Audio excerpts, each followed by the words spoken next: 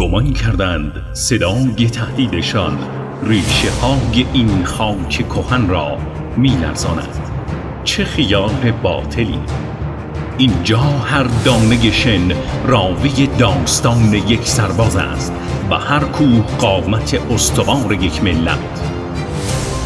اینجا بادها لالایی پیروزی می‌خوانند و آبها طعم غیرت می‌دهند.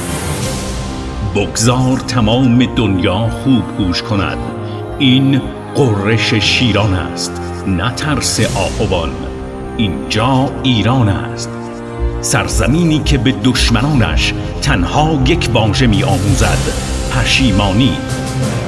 از اراده آنان بپرس که آمدند تا بمانند، اما اکنون نامی هم از آنها در یادها نمانده. این خاک گورستان آرزوهای هر بدخواه است. اینجا ایران است.